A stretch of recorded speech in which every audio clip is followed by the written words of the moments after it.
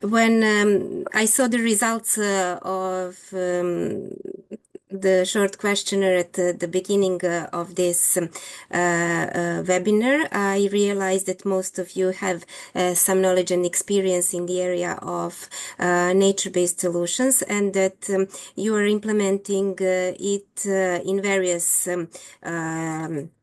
sectors, but if I'm not wrong, the agriculture sector was predominant. I guess it depends on the area and the country, but that is just a proof that the MBS is a broad concept that can be used in different aspects from agriculture to urban areas, but in the area of Western Balkans and considering my personal experience, it is mostly related to implementation of NBS in the area of forestry, disaster risk reduction, and prevention of soil degradation. So I will quickly go through one of the pilot projects being implemented through ADAPT project of IUCN. As I already mentioned, the problem with pilot projects is usually that they are often quite small scaled, and for the real effects of the NBS, the covered area is also important. Nevertheless, this is a pilot project, demonstration project, and I will try to present it to you in short. So the dominant NBS measure that was implemented in this case was forest landscape restoration, and the intervention was done at the territory of Republic of Serbia, more precisely city of Kraljevo in central Serbia, and the intervention was from 2020 to 2024, but we are continuing to work on this pilot site through the new ADAPT project. So the project will be monitored and evaluated throughout next 4 years as well.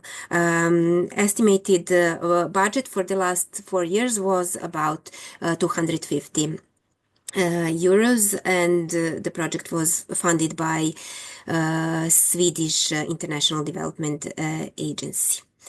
The type of the landscape here was mostly forests with meadows, pastures, and nursery areas. I would like to provide a brief context why this area was selected. As you can see on those photos, we faced severe disasters during the last 2 decades in this area. It is highly vulnerable to natural and climate hazards, and we faced severe natural and climate-induced disasters. A huge earthquake happened there some 10 years ago. People there are facing severe droughts each summer season, and there are many landslides, and we had large-scale floods in last 10 years here. You can see that the whole town was flooded for few weeks some years ago. So all these conditions caused high degradation of natural ecosystems, particularly forests, which resulted in a lower capacity of habitats to deliver essential ecosystem services. The main causes of degradation in this area was of course, climate change effects caused increasing vulnerability of this area, but also human factor as exploitation of natural resources, illegal logging, which is a problem in these forests, surrounding forests, then land use changes, unsustainable use of lands, conversion of natural and forest landscapes to unsustainable agricultural practices, urbanization, forest fires, expansion of invasive species, and so on. The constant high risk of natural disasters in combination with low ecosystem resilience and low level of consciousness and maintenance by the local governments and the local communities caused this really, I could say, even tragical consequences. Irina, I'm sorry to interrupt. This is Jana. Just as you still have a couple of slides and your presentation time, we have another case study, just asking you to focus really on the most relevant parts, and what is written on the slides people can also read. Thank you so much. Okay. When it comes to NBS standard, the societal challenges that were addressed with this NBS intervention were climate change adaptation and mitigation, disaster risk reduction, and ecosystem degradation and biodiversity loss. So there was no there was evident that severe societal challenges are present in this community, and then something must be done about it. When it comes to criterion 2 and design at scale, since this is the pilot project and it covers a relatively small area, only 180 hectares, it was important to take into consideration surrounding areas and looking into wider landscapes when in the first phase maybe NBS measures were not planned and feasible, but from the very beginning the broader area was taken into consideration in order to address the weak points of small scale projects. It was important to identify the risks that can come beyond the intervention sites.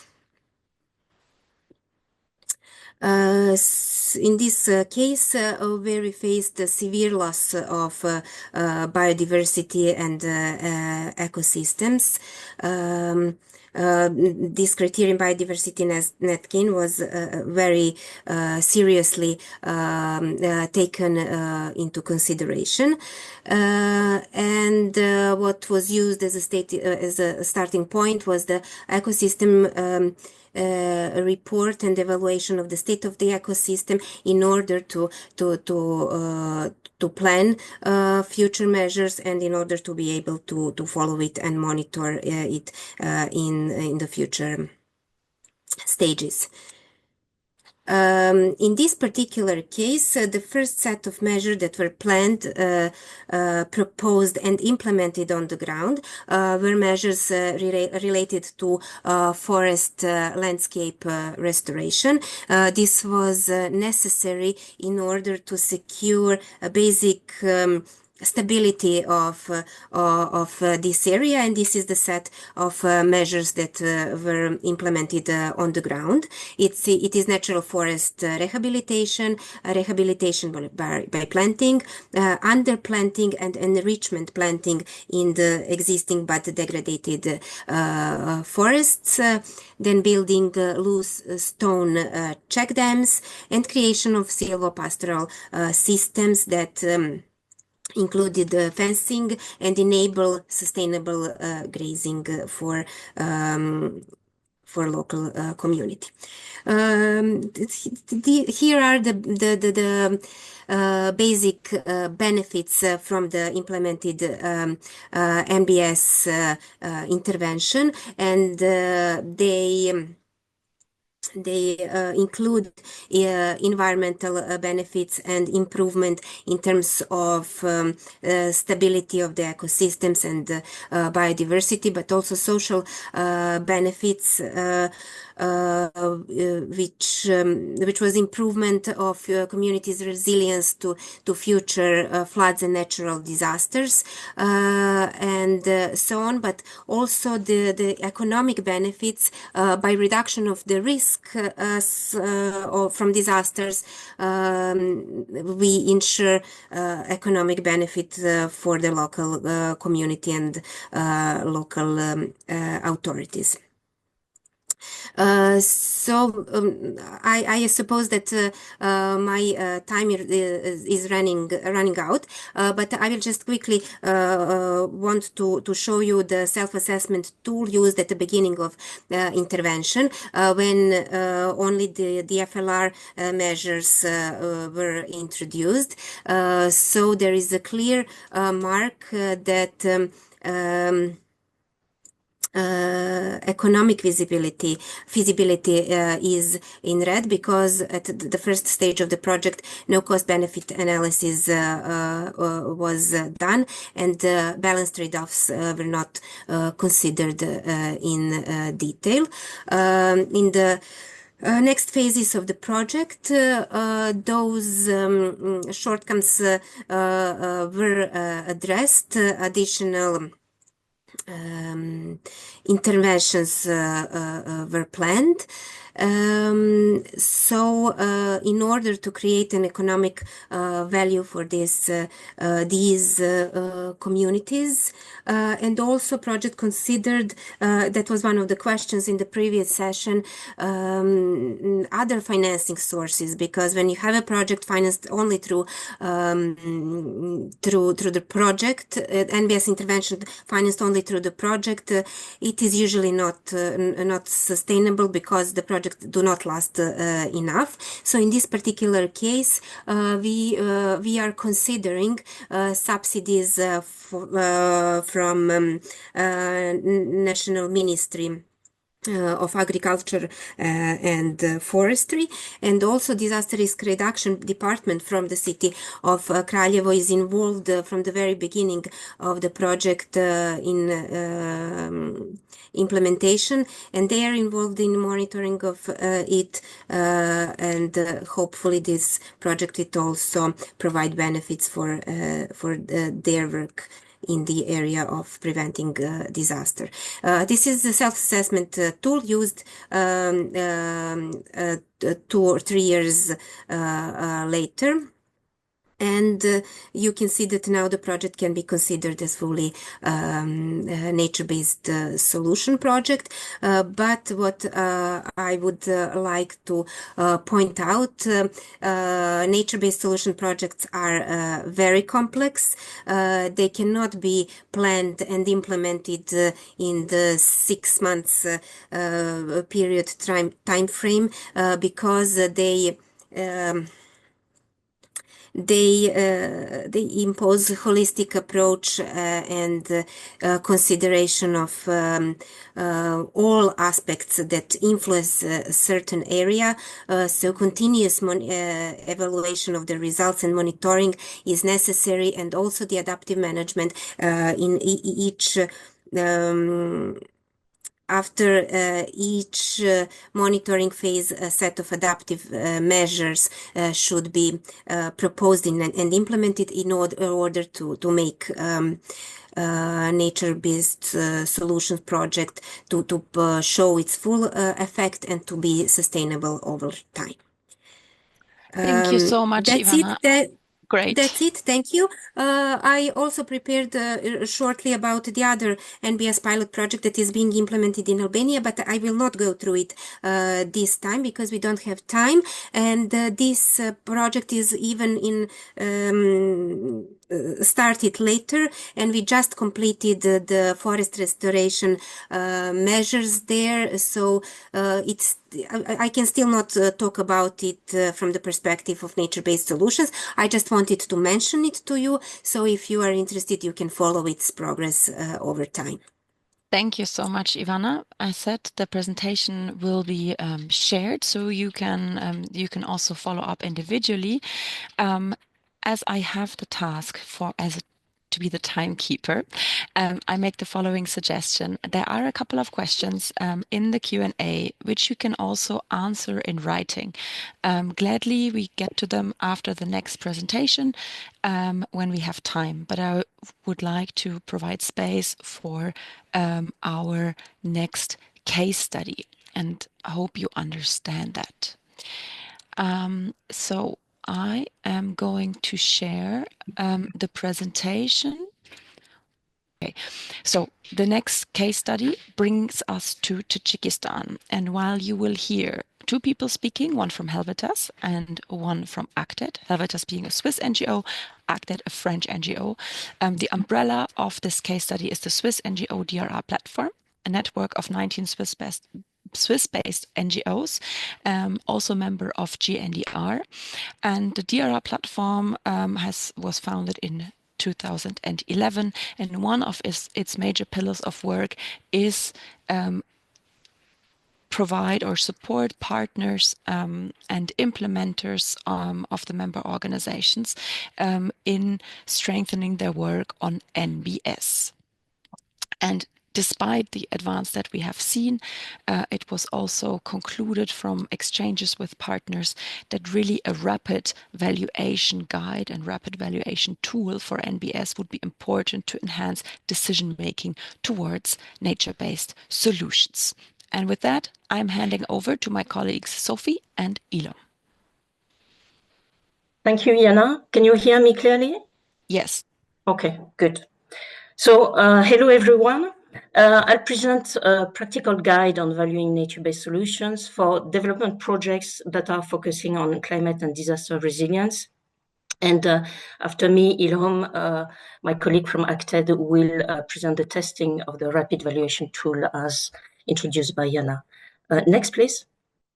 So one of our key assumptions is that increasing the implementation of nature-based solutions needs the ability to compare them with human-made so-called gray solutions and also with hybrid green and gray solutions.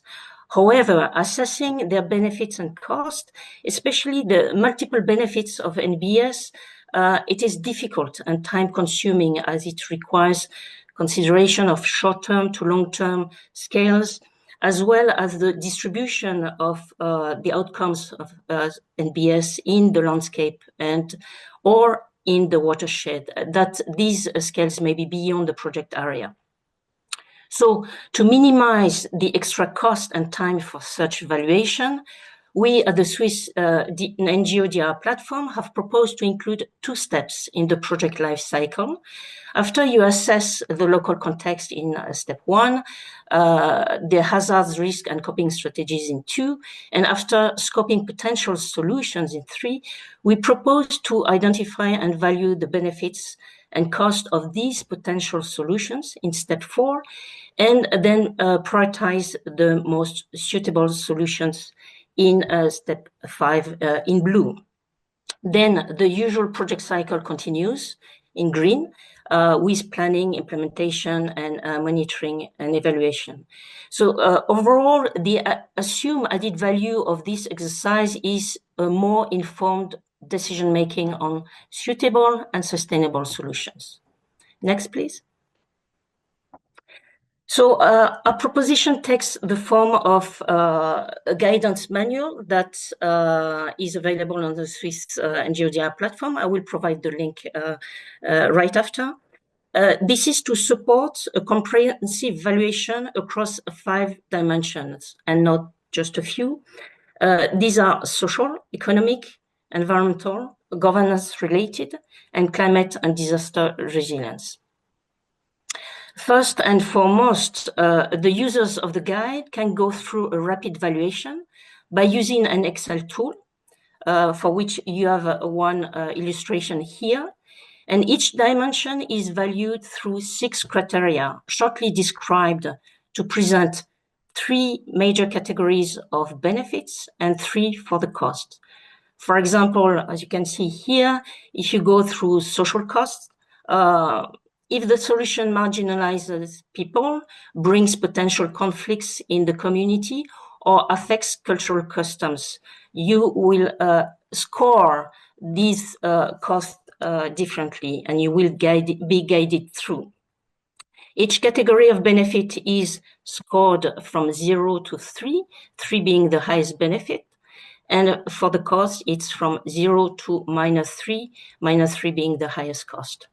And the table at the bottom right shows an example of compiled results with all the costs in red on the left and the benefits in green on the right. So this is for the rapid valuation for which you will have the tested results in Tajikistan later on. However, there may be instances where a detailed valuation is needed, for example, in case of disagreement on scoring, or if the rapid valuation reveals important risks that require more in-depth understanding. And for this purpose, we propose a detailed assessment, mainly through the recommendation of tools that we found useful for each dimension. But for the sake of time, this presentation is focusing on rapid valuation, so we'll move to the testing. As introduced, the rapid valuation was tested in Tajikistan by the National Water Resource Management Project, funded by the Swiss Agency for Development and Cooperation, and implemented by Helvetas and Acted. Among a range of activities at national basin and sub-basin level, the project is producing integrated DR watershed management plans in response to major floods and mud flows, mainly due to soil erosion and weak pasture management. While NBS and EBA ecosystem-based adaptation are promoted, the rapid valuation tool that is testing will present the main, and Ilham will present the main outcomes and lessons of this testing for further improvement of the tool. So the floor is yours, Ilham, for the next slide.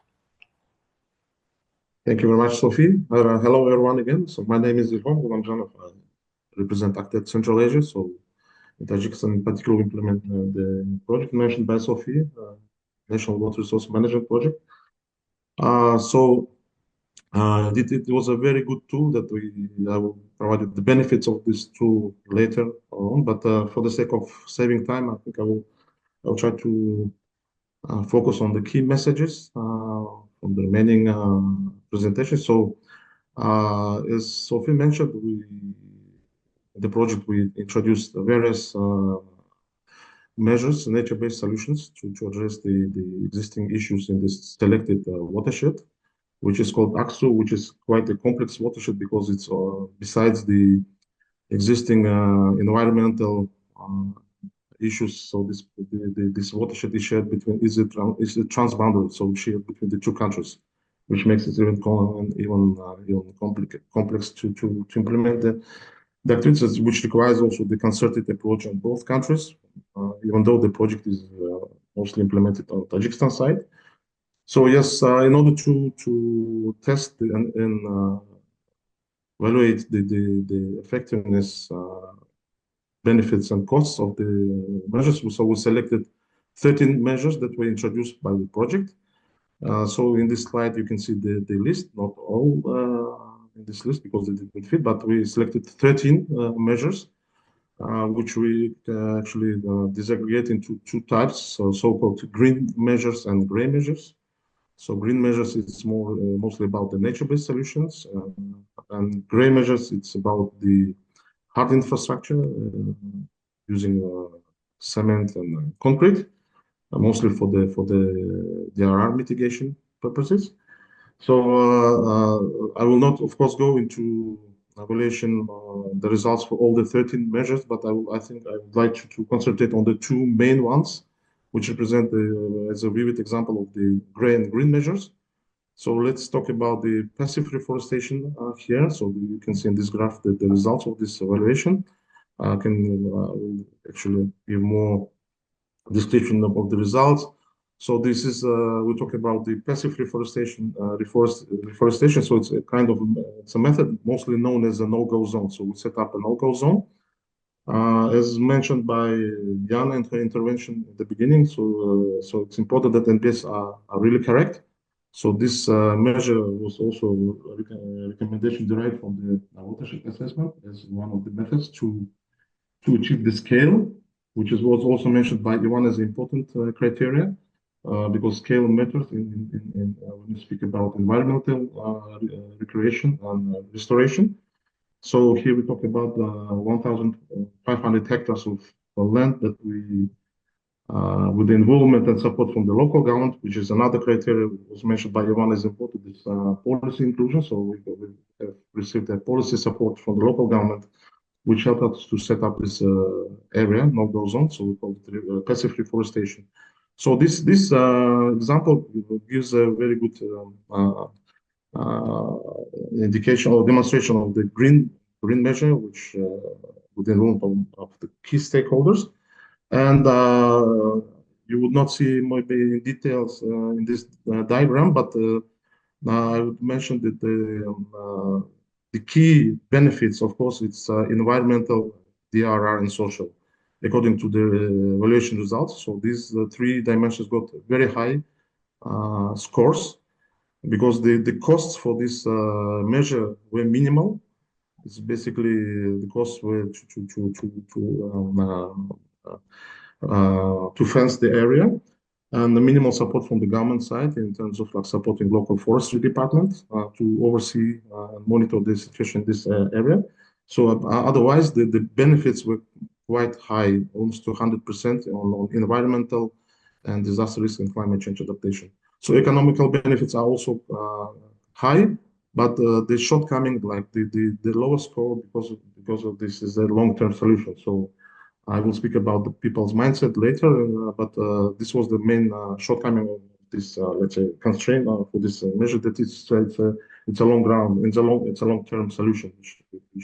The benefits in full scale in several years. So the next example I want to focus is the if you go to Jan, if you go to slide number 9. So let's talk about plant protection. So it's a disaster risk mitigation project. So we used a lot of local materials also, but it's also a combination with the concrete and cement. So this is an example of the gray measure, so-called gray measure. And here the results also they demonstrate that you see the costs are quite high, but at the same time the economic benefits is also very high compared to green measure I mentioned about the passive reforestation. But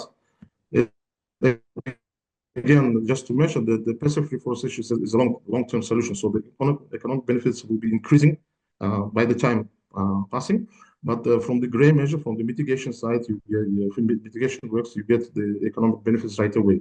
But the benefits for environment and other social stuff are quite low actually, because it's a really short-term solution. What is the conclusion, basically, why I selected these two examples? It's just, of course, we as ACTED and as a project, we try to focus on NBS solutions, so longer-term solutions.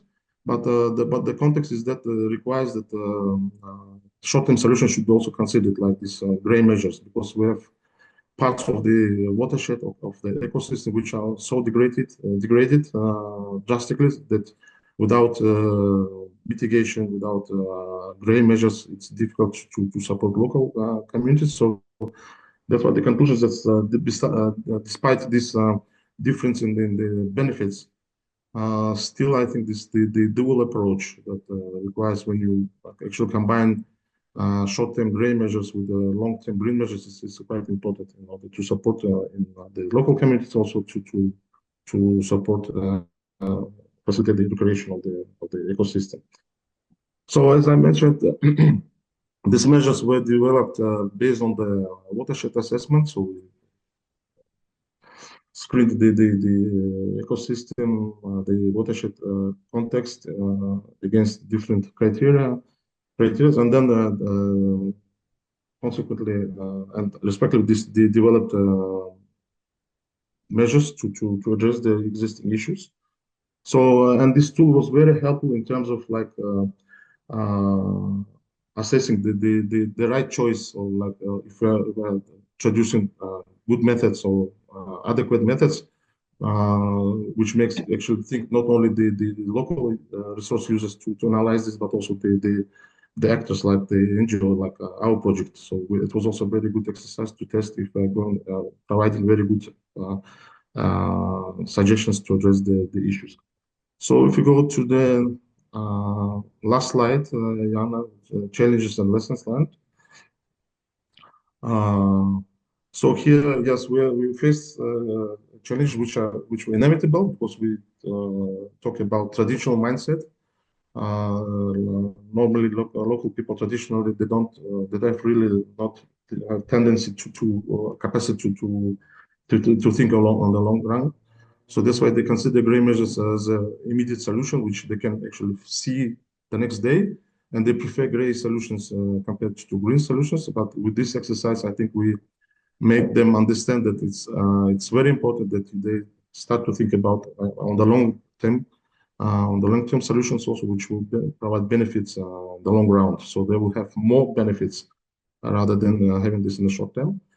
Also, we face the challenges in terms of like lack of data because the stakeholders, because they don't really engage in analyzing the benefits of the agricultural practice or water use practices, and etc. So they really keep the data and records. So this exercise also helped them to understand it's very important to keep data in order to analyze the benefits on annual basis, and also adjust accordingly the practices. So let's actually with this tool, with this evaluation tool, we converted these challenges into opportunities. So basically, with these challenges and with this tool, so they actually converted this challenge into opportunities, and now they start to think of changing their mindset.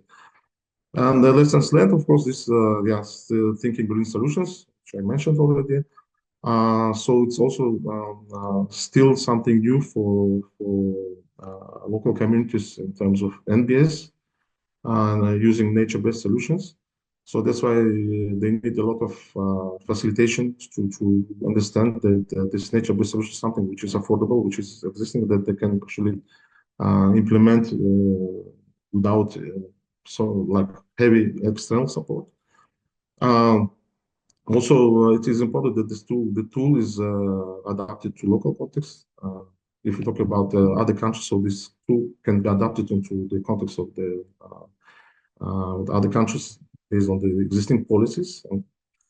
And also, this tool is a very good support to the decision making, since we talk about also longer term planning with the communities and stakeholders when we develop so-called watershed management plans or river basin plans. So with this tool, we actually help them to prioritize and get evidence of those methods and measures that needs to be actually embedded into planning process. So that this is something they need to achieve by the end of the planning timeframe. So this is in short. Sorry if I was short, but we thought that the questions and answers session we can provide more information. Thank you. Thank you so much, Ilom, and thank you so much, Sophie, for these insights from the AXO watershed.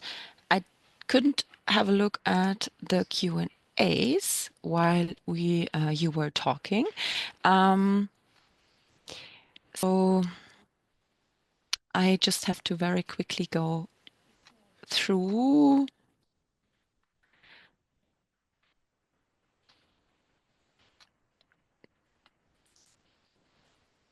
maybe one question that's highly relevant, and I invite you, Ilham, but also Ivana or Sophie to come in. Christopher would like to know if there is an objective method that can be used in determining and scoring the associated benefits of costs and costs of nature-based solutions. Like, what objective method exists, or does it at all? So if I may answer, Sophie, I think in order to get this objective scoring, it's important that you do this exercise in a participatory way. So you don't really, actually, it's not that one person answers the questions, or it's not that someone else just filling this table, but it's really like you consult. So that's why I think I didn't mention this as a challenge. It's time consuming. Why it's time consuming? Even this tool was actually modified and adjusted to make it really compressed, but still it's time consuming because it's each question basically you raise a discussion. So you get points from the different people from the different circles, and then you come up with the score which actually everyone agrees. That's why we try to make it more objective rather than Okay. to avoid the subjective. But it is always an assessment that you make, right? So that needs to be adapted. Right. If I may just add a small point, I mean, that is why, I mean, in the guidance manual, we are also proposing a detailed assessment in case it is felt that the scoring is too subjective because of lack of information, because the question is too complex, etc. So you have the possibility to go through another tool that is more detailed and focuses on the dimension, means social or economic, etc., and with a specific tool that will help you be more objective in case it is needed. Yeah. Thank you, Sophie, for the clarification. Do you have a look as well at the questions? There are also questions related to coastal erosion, which probably at the moment with our case studies we can answer less. But yes, there are nature-based solutions for coastal erosion. You will also find them in a couple of presentations, for example, Words into Action on nature-based solutions for climate and disaster resilience, which was published by UNDRR a couple of years back. There you find a much broader approach to NBS. I just pick one last question. Would you consider the reintegration of native species or breeds a nature-based solution?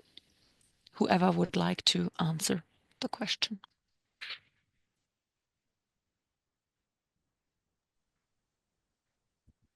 Or what's the importance of... Yeah, go ahead, Ivana. Use of the nature species or autochthon species is one of the crucial recommendations when planning nature-based solutions, and that's the main difference between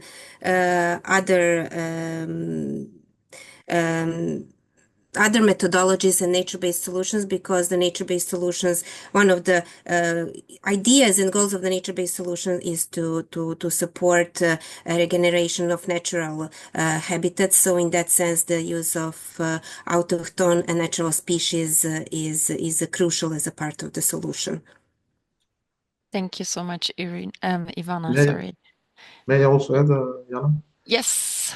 Quickly. Yeah, thank you. Also, I think the keyword here is also you must be adaptive, because I think Ivana in your presentation also mentioned that the context might be changing. So by the time you introduce, for example, a certain kind of species, the testing, the results of the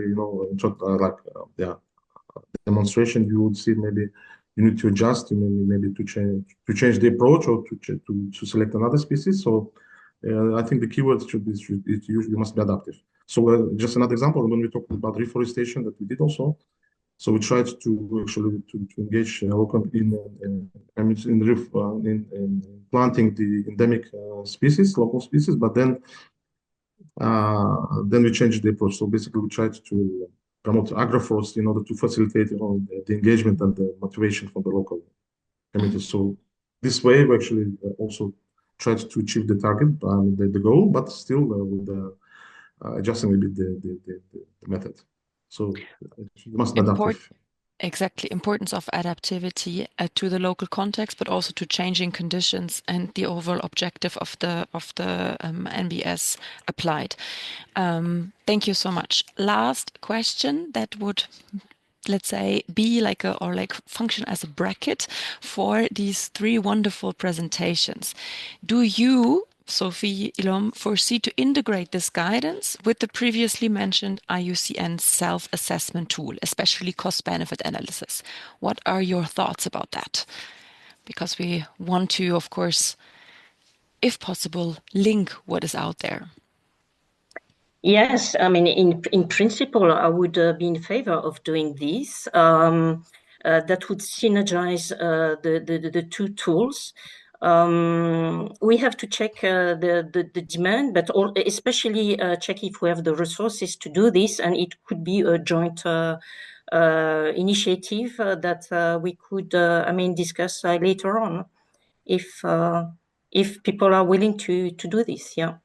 But in principle, these tools could be combined. We need to check, but I'm in favor of this. Yeah. Wonderful. So, in light of time, and despite a couple of unanswered questions still in the Q&A, I will have to slowly come to the end of this webinar. Thank you so much, Ivana, Ilom, and Sophie, for your contributions. And we will make sure that every participant gets access to the presentations. Recording of the presentations can also be shared. And we will also share links so that that you have access to the guidances and the documents presented. The document the guideline by the Swiss NGO DRR Platform is in its beta version, but it will be further developed, and you will have a chance to engage with the DRR Platform in its upcoming annual event in September 2025. We will also include the information in the follow-up of that webinar. So thanks a lot. I think it was a wonderful audience, and it was a big audience, 150 people. We even came higher than that. That's great. It also shows the importance of that topic. And before you leave, I would like to ask Happy to post in the chat the link to the evaluation, so we can also learn how to improve as GNDR this kind of webinar, which questions remained unanswered, and what would you like to see more of? Happy, could you share that in the chat? Yes, I did. You have already. Okay, great. I couldn't see all of it. Yes, so you see the link to the Google Doc. Please provide your feedback. This helps us improve. 3 last words while you click on the document and start filling it in. I think what the presentations really showed is the power of visualization for informed decision making, and the self-assessment tool, the global standard from the global standard, as well as the rapid valuation tool, they both go into that direction, right? So to provide a visual basis for decisions that try a balanced view, but also really put into value nature-based solutions and ecosystems. But, and that's very important, and I would like to highlight that, not at the detriment of populations at risk. And if there are negative consequences of implementation of NBS or ecosystem approaches for population at risk, such tools allow this to be transparent and to find mechanisms to address it in a way that is also in favor of people at risk, and not only of the, let's say, climate and disaster resilience, but always base it on human rights. And with that, if you have something to close, Happy, I'm happily handing over to you. Thank you so much from my end, and have a wonderful rest of the day.